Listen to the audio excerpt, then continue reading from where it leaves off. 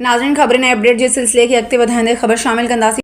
Khairpur reporter अब्दुर्रज़ाक़ शेर कुंबल गोट बखोला शहरी में भट्टी ऐं सूमरा बिरादरी में ज़मीन जी मालकीता झेड़े में ठापड़ न आई। भट्टी बिरादरी जी हथियारबंदनि पारां सूमरनि जी ज़मीन ते थियल कब्ज़े ख़िलाफ़ सूमरा बिरादरी जी औरतुनि ऐं मर्दनि पारां प्रेस क्लब कुंभ में लियाकत सूमरो मिसमात अमीरा मिसमात गुमबान ऐं ॿियनि पारां एहतजाज कयो वियो। उन मौक़े ते हिननि चयो त भट्टी बिरादरी जे बाअसर सरफराज़ भट्टी असांजे खाते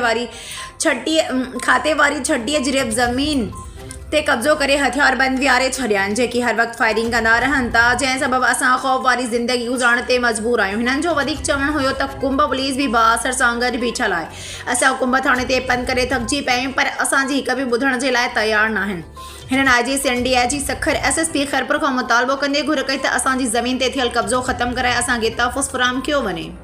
सरफराज़ भट्टी, अयाज़ भट्टी ऐं इमरान भट्टी ऐं बाबू रिंद ऐं छा त नाले नूरो रिंद ऐं अहमद रिंद, इन्हनि असां ते रिंदनि जो हमिलो कराए असांजा जेके बाअसर माण्हू हुया उन्हनि जे मथां हथियार हणी ठकाव कढी असांजे पेरनि में गोलियूं हणनि, असांजे वारनि खां वठी छिकियो घर खां कढियो वियो, असांजे ॿारनि खे मारियो अथनि ऐं असां सां एतिरी नाजाइज़ी कई अथनि, असांजे मथां हथियार कयूं, ठकाव कढण सां असांजे हमिलो करण मथां कोई बि असांजी मदद नथो करे।